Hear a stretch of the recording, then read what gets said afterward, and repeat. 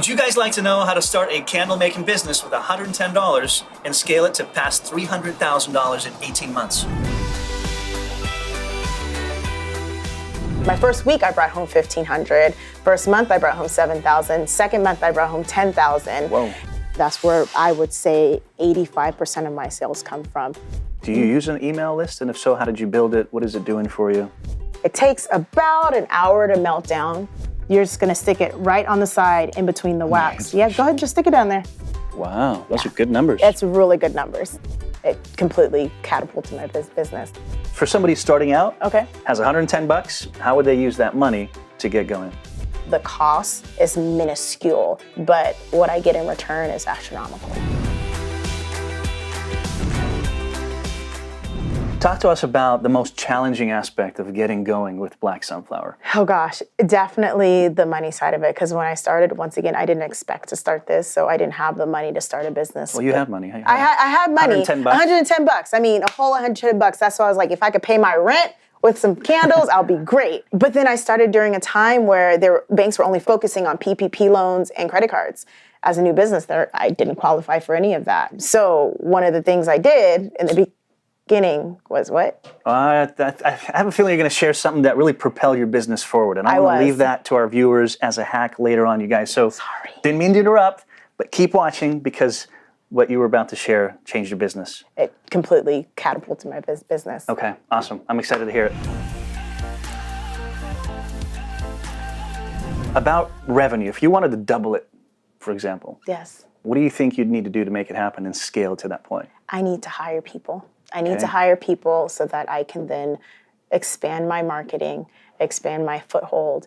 And then my big thing is like wholesale. I really want to start getting more into retail and wholesale, which I can do now. It's very important for me to scale slowly so that I can take care of everybody. Because as much as we want all the money, if all the money starts rolling in and I have poor customer service, I'm not keeping those people. So expanding on the employees so that I can manufacture more so that then I have more product to market and to sell. I mean, it's incredible how much you're able to achieve on your own. It makes me imagine, like, if I can do this by myself, if I had a full team, I can't Of even. more Jazmins, as more dedicated to the Jazmins, quality yes. and the customer experience. Exactly. It's incredible. Okay. Exactly. Well, why don't we hop into our cars Okay. and show our viewers what happens at the fulfillment center. We'll ask a little bit more questions there. Awesome. Make sure you dress warm. Okay, let's do it.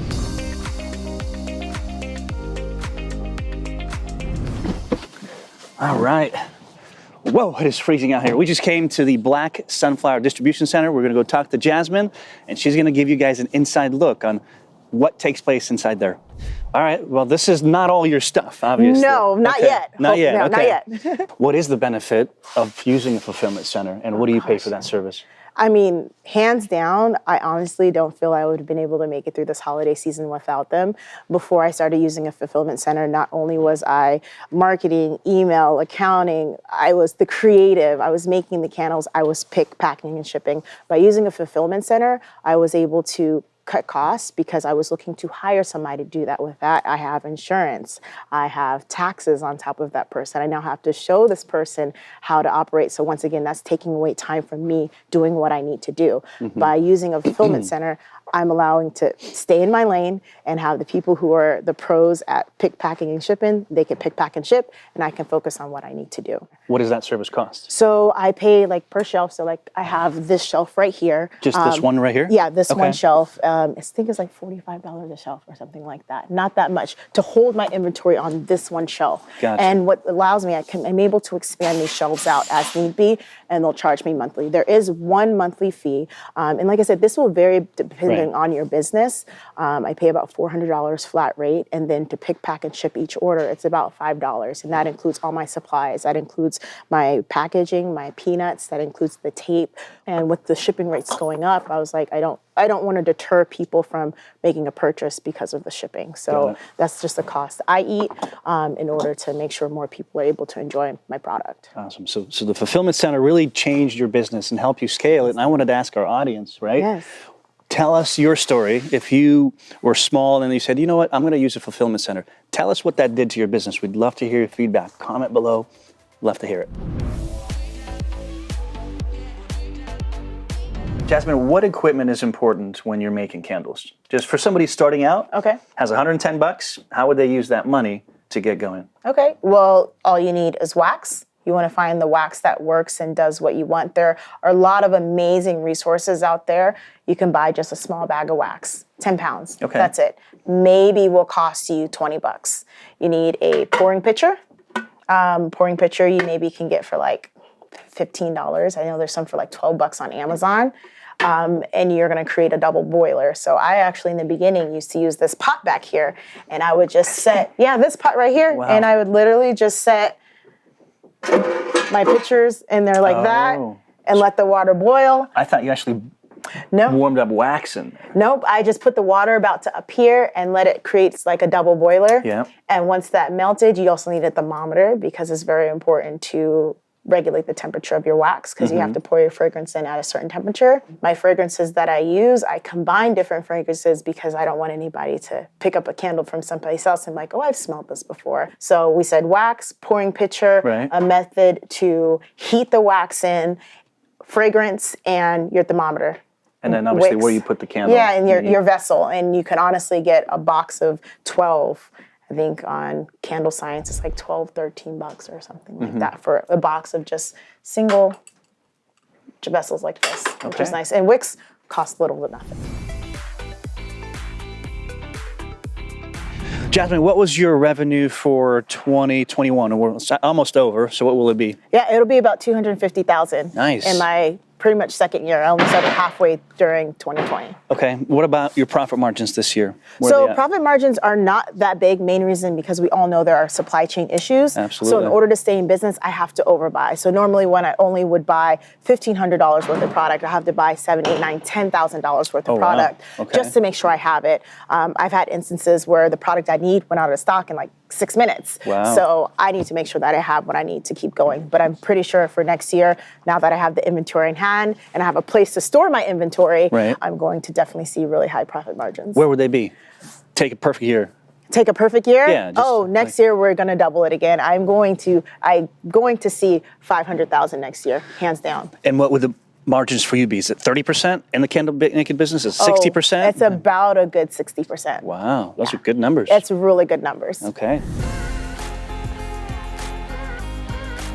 Let's talk about the website that you have. Yes. Talk to us who you go through, who helped you design it, and any other value that they bring to your business. Yeah, so I actually use Shopify. Main reason I use Shopify is because it's so easy. I'm able to upload my products super easy. I'm able to change things. I'm able to change my SEO, which is really important in getting found on Google. And one thing that I didn't even know existed is that about 4 months in, Shopify offered me a loan. And I didn't even know they can do that. They offered me a $16,000 loan. And that really helped me secure the inventory to catapult me to what I'm doing now. I didn't know they do loans. I didn't know either. And whenever I tell people, they're so surprised. And what's nice is the loan, it's actually same to actually a little bit less expensive than some of your traditional loans. And they just take a small percentage of your sales based upon the amount of money that you take out so that it's paid off within a certain amount of time, which is really nice. So if I don't make sales that day, I don't pay for the loan, but you do have like a threshold that you have to fulfill each month. I'm on my 3rd Shopify loan right now. You can have notifications, so if something goes out of stock, I tell people to click the notification button, and as soon as it goes back in stock, the sales roll in because I update the inventory, it emails the customers, and people buy it. So there are so many different tools that you can use within Shopify to create the experience you want with your website.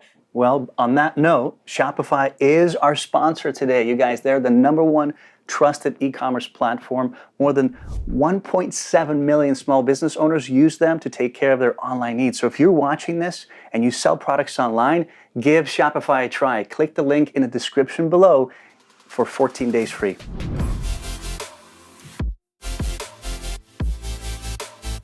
Employee question. How many do you have? How much do you pay them?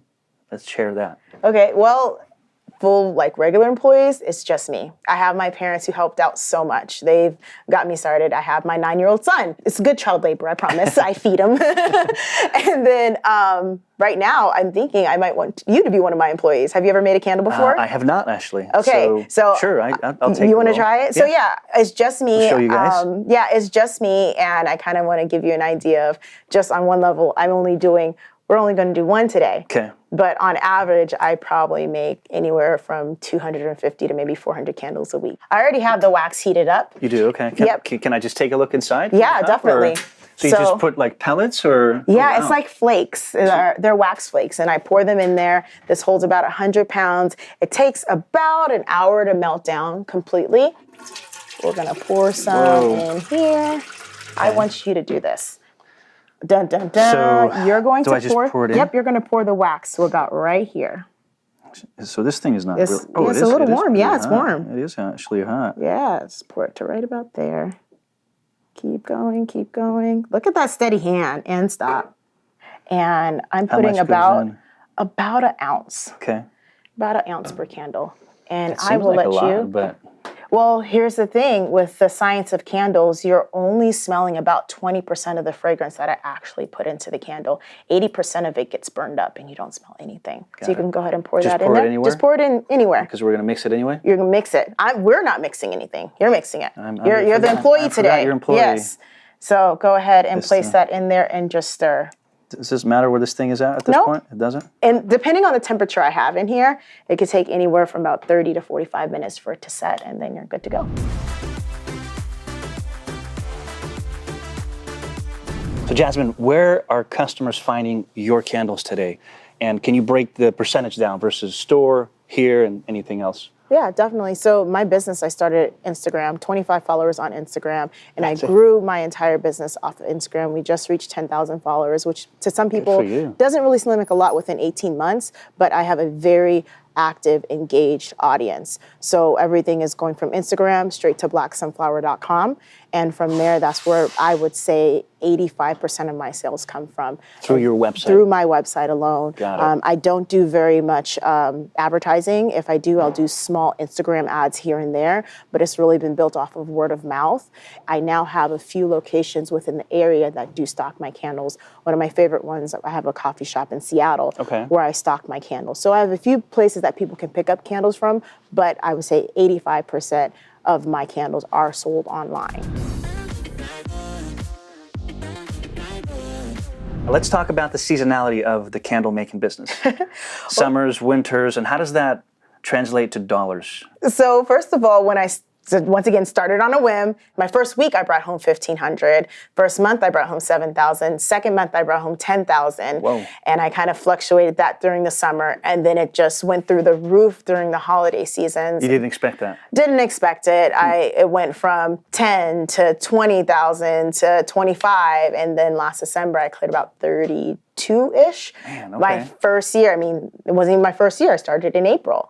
And then this summer rolled around and I'm like, wait, what's going on? I'm still making, it was like 10,000. I'm like, hold on, like I'm a year in, I have all these customers.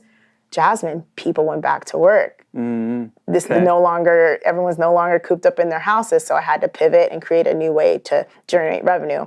Once I did that, money started rolling in again. So I would say a bad month would be about the 10, which I don't get too often. So I would say about maybe 15. Okay. And then my best month, I think is going to be this month so far. I am trending towards about 37 for this month. Okay. You said something that's key, pivot and adjust to that slow season. Yes. Specifically, what did you do? So in the beginning when I did launch, even though I did launch candles as well, I threw a big net. I was selling incense, sage, body butter, scrubs. And when the slow season hit, I was like, okay, what was the next thing on that big net that I casted that sold? It was my body butters and my scrubs.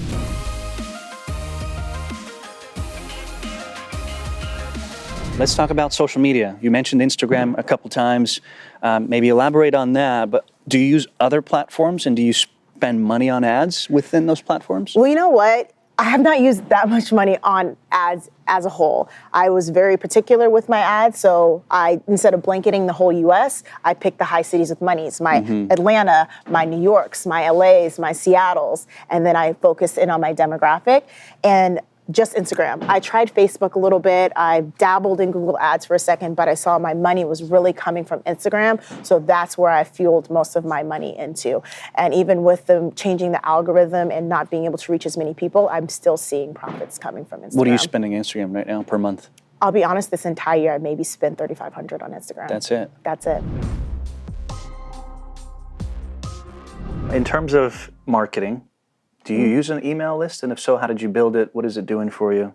I do use an email list. I do capture leads. Main reason is because even though my entire business was built from Instagram, if Mark decides to take that away tomorrow, then my business is gone. So I need to make sure I capture my customers. Yes, Instagram is a great place of finding my customers, but then I take them out of Instagram and place them into my email list. But one thing I tell my customers, because I personally don't like being emailed a lot, it's the worst. I only email them important stuff, like when I'm having a sale, because that's all they really want to know about.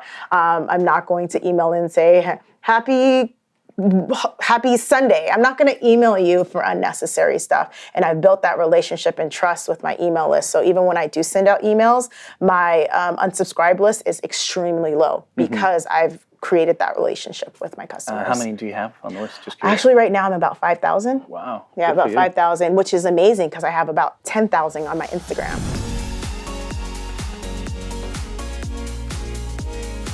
Once I order the candle, what happens next? Okay, so what's really awesome is I actually have an app on my phone through Shopify. I get a notification of the order, and that's just me notifying that I have something coming in the queue. Okay. The fulfillment center will then get the order as well because they're linked to my Shopify. Okay.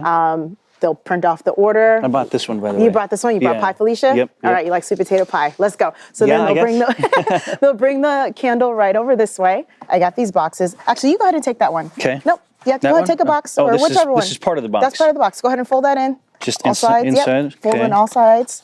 All right, now let them hang out a little bit and go ahead and push this in here. Oh, yeah, okay. And one cool thing I did is realize is when I started... I'm pretty bad at this. No, right you were now. actually really good. See, there you go. So now you have to put the candle in. So just want to show our audience, it's pretty cool. Beautiful box, which we've talked earlier about. And then just pop the candle in. Pop the candle right in there. So okay, so it actually sags down. It sits right in there. And what's really cool, and another thing about candles is you can get a lot of breakage if you don't pack them properly. Yep, and you want the customer to have an experience when they open your box. And no one wants to experience a broken candle. But in order to protect the candle, no, we can't just put it in there. We need packing peanuts. Okay. So this cool little doodad, peanuts. I know, they had this cool doodad that nice. Okay. they had to pull out, which was a lot easier than the way I had it. You stick that in there. Ooh, see, that's why I'm not the professional. You take your sticker. We're failing here. Everyone loves a sticker. Card, thank you card for your purchase. We'll put that in there, put some peanuts on the front, close it up, and then we're done. That's it. Super simple, which some people would say, well, then why can't you do it yourself? But I have so many other things that I want to do. Right. Like, especially when you're running your own business, you want to do the things that you enjoy. I dreaded packing orders, and so now I don't have to worry about that. What systems and processes do you use to manage inventory? Once again, Shopify. They manage they manage all my inventory, where I can even create barcodes for individual products to scan them into the system easier.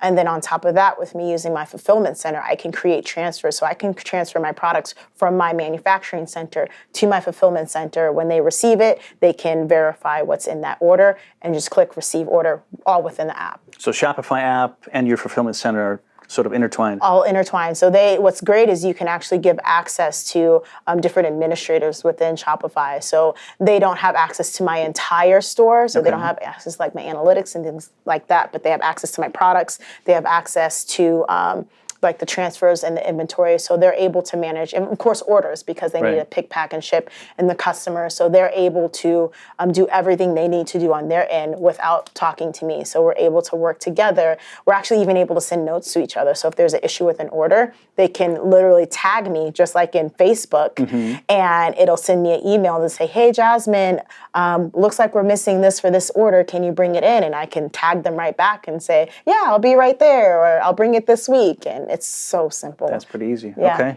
That's awesome. You've got some great advice. And I wanted to offer our viewers so that you guys check out our amazing podcast, UpFlip.com/podcast. We talk to people like Jazmin, and we ask a lot more in-depth questions on how to build this particular business or others. So check it out right now, UpFlip.com/podcast.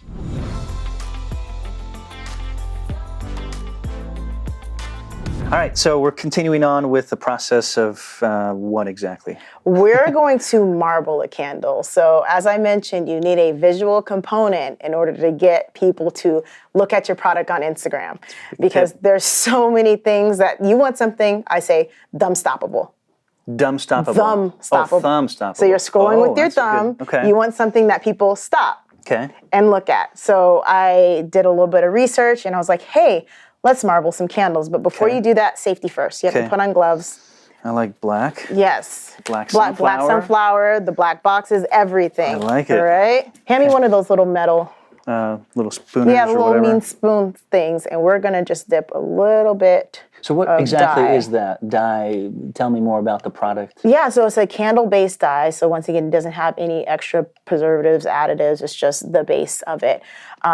And it allows the candle to, actually, I want you to take this. I'm going to mess this up. No, you're not. There's no way to mess it up. It's all about creativity. That's why I love it. So what do we do? You're just going to stick it right on the side in between the wax. Yeah, go ahead, just stick it down there. Just stick it all the way down? Just stick it down there. Okay. Yep, just like that. So now we have some candle wax. So you're thinking like, what? I don't get it. Oh, that's it? That's it. Thinking That's this it. like rocket science? No. We're going to take another color, though, because we're going to make one of the really colorful candles. Okay, you do it. I do the next one? All Yeah, right. I want to see your The finesse. the craft that you have developed over this time. So you just pick any color and you put it on the side. Right now, I'm honestly not doing anything particular. I just want you guys to see the cool visual effect. And now we're going to bring out the super magical tool. Okay.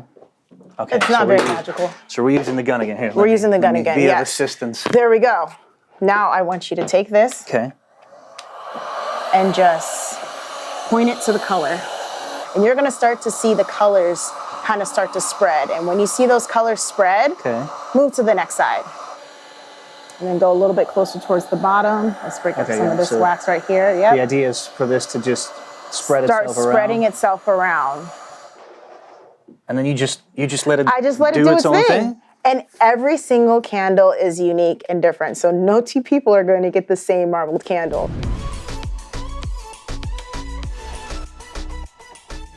Tell us your most popular products and what they are and why you think. Okay.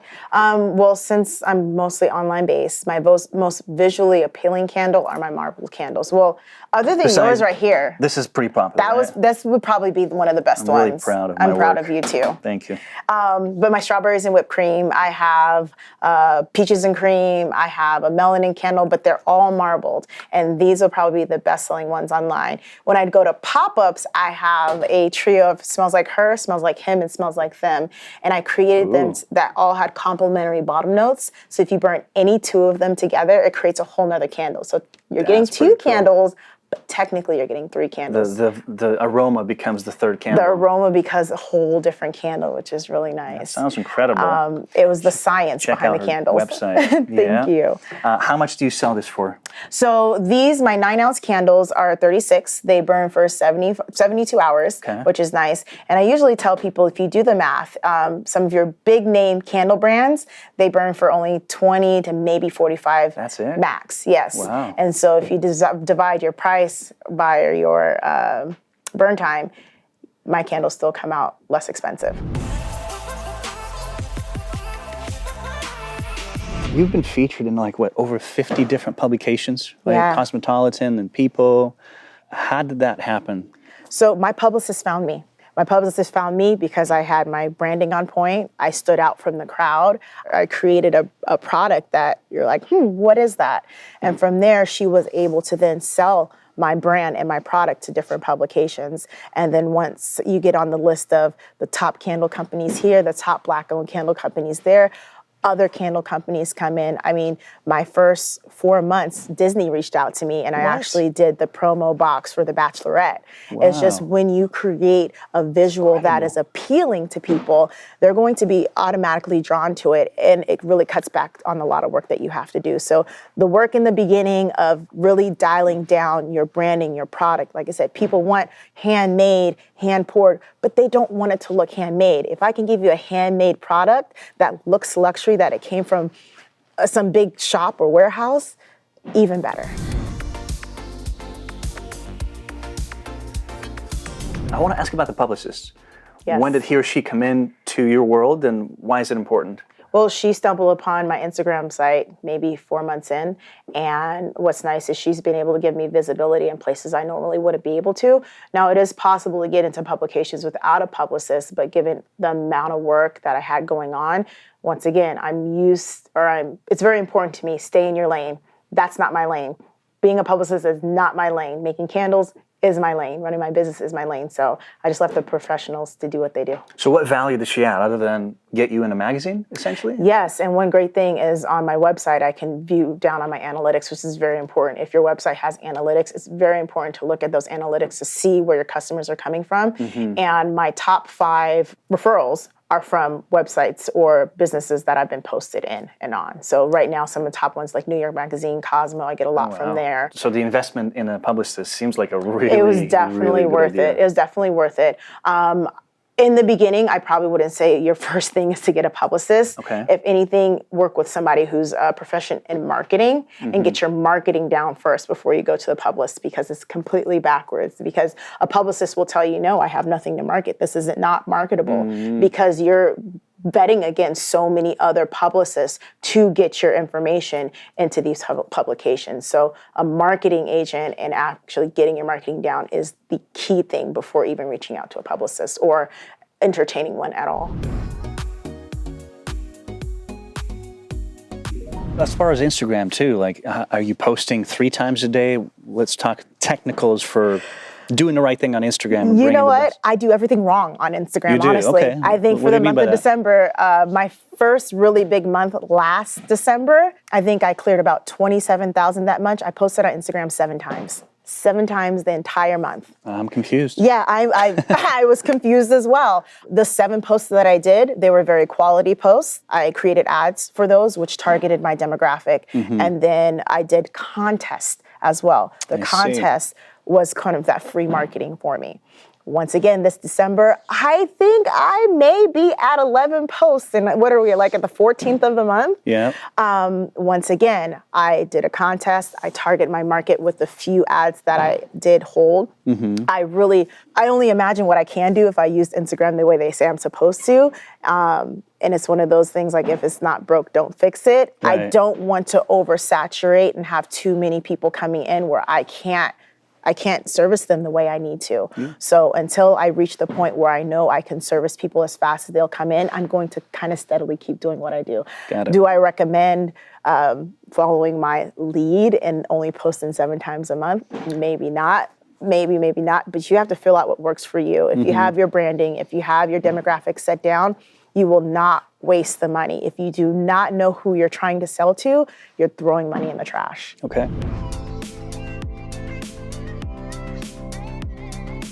Tell me about the box. That's a really well-designed box. Who helped you with that? And any tips and advice for people who need to create a better brand? Yeah, so one thing I did is I wanted simplicity. I wanted something that was nice, sleek, and something that held. In here I have 4 5-ounce candles, and I wanted to create more of a value. And the thing I've gotten since the beginning of time is we just want to try your scents. You have so many fragrances. That's true. We want to try your scents. So I've created curated boxes that allows people to experience different ones. So Smaller candles. Smaller candles. So I have 5 different ones. I have one that's called Hot and Bothered. That's more of like my cuddly type box. It has like peaches and cream, strawberries and whipped cream. I have one that's called a certain word, don't kill my vibe. Okay. And that one's more of a relaxation. So it has like my lavender vanilla. It has a lemongrass. Do you have a eucalyptus? I'm working on a eucalyptus one. like I do that have one. a rosemary sage one as well. And they're just all curated in different boxes to give different experiences. So this is my newest product. Okay. We sold over 250 of them. What do you sell them for? They're $49 each, but what's nice, how it's a big deal, is the tins themselves, they're $19.99 for the 5-ounce tin, but you can get all 4 for $49. So all 4 for $50. All 4 for $49, Okay. yes. And then how many burn time do we have here? 30 hours. 30 hours on this 30 box. hours in Okay. a 5-ounce candle. So if you get the right combination, you can get a good burn time out of them. So just in general, I tell people, don't just write off a product based upon the price. Really look at the value and what goes into it. Because like I said, some people look at it and they're like, oh my God, $36 for a candle. But if it's burning for 72 plus hours, you're definitely getting more than your money's worth.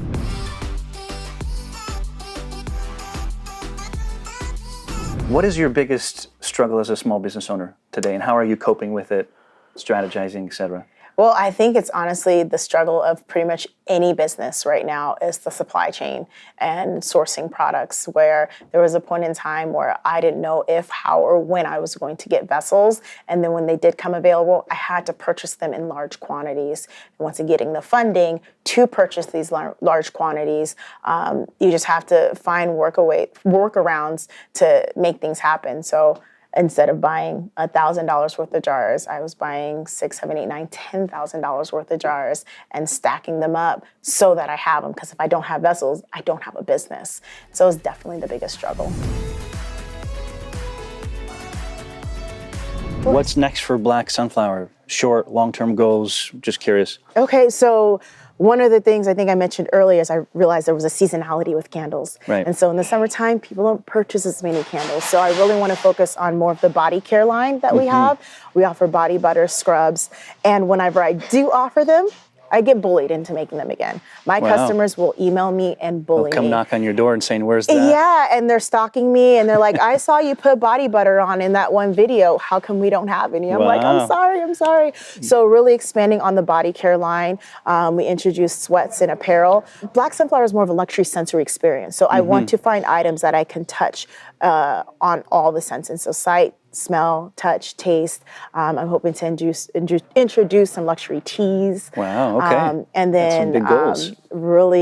Really big thing, I'm hoping to start venturing out onto the candle vessel world. So being in the candle vessel world, I kind of realized what's missing. And so now I want to create vessels for other candle companies as well. Gotcha. Okay. Well, we're going to probably give you guys an update a year from now to see how she's doing and her amazing growth.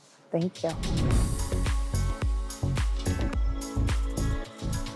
Jazmin, what makes for an exceptional customer experience for you in this business? Like, what makes them come back and reorder and want to reach out to you, et cetera? Always taking care of them, no matter what. Specifically, what are you doing? If somebody messages me and they said, my package is lost, I'm unfortunately not going to send them on a wild goose chase. Fill out this here, do that there. It's a pain in the butt. We both know we're both going to be on the phone forever. What did you order? I'll send you out a new one. Super simple. It's my cost. I operate like Nordstrom's in a way, but here's the thing. If I take care of the customer and make it easy for them, how many more people are they going to tell that I did that? Yes, I'm sending out an extra candle, and yes, I'm paying for shipping on that, but that person is going to continue to come back. My repeat customer business is huge. I've had people who have followed me since before my candles even looked like they do, back when I had wine bottle candles, just because I've always taken care of them.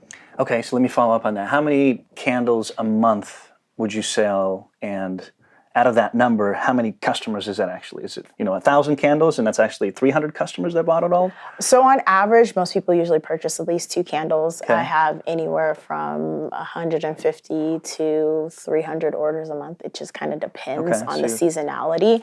My packaging has improved, so actually having to resend out candles and stuff, it's little to none. So the cost is minuscule in taking care of the customers. But what I get in return is astronomical. Well, Jazmin, I am super excited for you to share with our audience the one thing that helped propel your business forward when you just got started with, what, 110 bucks? Like nothing. Like nothing. So you guys, here it is. Okay, so I do not like excuses whatsoever. I always told myself if I had 3 months to get something started, I would make it happen. COVID happened, I had no money, but you know what? I had enough money to make 12 candles. I made 12 candles, made them amazing, took amazing pictures of those 12 candles, then did pre-orders. I took the money from those pre-orders, reinvested them back into the business, started only buying 10 pounds of wax to 45 pounds of wax to pallets of 15 to 20 pounds of wax, all by recirculating the money. I quit making excuses. I took what I had and I made something happen with it. So the key word is pre-orders. Pre-orders. You make pre-orders of your items. If you could only make 10, make those 10, make the best 10 candles you've ever made in your life and sell them. That's it. That's for you guys. Execute on it. What's your day-to-day like? How many hours a week do you work? On average, I work usually about now about 12-hour days just because of the holiday season. Makes sense. Monday through Friday. I like to keep the weekends for my son as much as I can because he's been huge in understanding what's going on here. And although he wants mommy around, he understands it's for the greater good. Usually when it's not the holiday season, I've actually learned to cut back and learn that the work is not going anywhere. It will be there. So I try to keep 8-hour days. I'll maybe answer emails for maybe a few minutes before I go to bed or super early in the morning, like if I wake up while I'm drinking my tea. But then I try to keep it to a minimal because balance is key in order for me to keep sane and keep going. And then you show up, what's next after your tea and your emails in the morning? I'll usually come in, and my goal is to not answer any emails or anything when I'm in the shop because I try to take any of candle stuff home, and I'll answer all my emails at home, all candle stuff in the shop. If I'm going to pour candles for the day, like the rack of candles, I will lay them all out on the table. I'll check my inventory on my website and see where I'm running low. And I will prep those candles in those scents and pour them. As those ones are pouring, I'm usually labeling other candles. Sometimes my mom just in here just in here all day. I'll go outside for a walk, once again, to keep my sanity. That's good, yeah. But just here is usually all day, and usually once a week, I'll go to the fulfillment center and I'll drop off my orders and check on my inventory there. It was very important for me to have a fulfillment center that I can be interactive with because candles, they can change, they can fluctuate, and I want to make sure all the product is okay. So I go in there, drop off stuff, check on my inventory, and then that's usually the end of my day. The last thing that I do. And then you just do this and just fall back on your couch? I actually have a rug in the middle of my floor in my bedroom, and I lay down like this in the end of the day, and I have a bunch of plants, and I just lay there and listen to the water fountain, and that's it. The Zen has Zen arrived. out, exactly. Awesome. This has been an incredible opportunity to interview you, share your story for the company. Hope you guys enjoyed it. Thank you. Any last words to our viewers? Any tips as an entrepreneur, as a successful businesswoman? The main thing is motivation will get you nowhere. It's consistency. You need consistency and drive. That's what's going to get you far. And the days that it gets hard, that you don't want to get up, you remember your why you started, and you just keep going. That's awesome. Thank you, Jazmin. Thank you. It was such a pleasure. Likewise. Well, that's a wrap with Jazmin, the owner of Blk Sunflower. What an incredible story. Started with $110, and now she's on track to do $500,000 towards the end of next year. I hope you guys enjoyed it. Execute on everything she's shared with you. We love hearing from you as well, so please comment below. Share with us your story, your success, your failures, and most of all, most importantly, like, subscribe, and hit that bell so that you don't miss any of our incredible videos. We do this for you. Thank you for watching.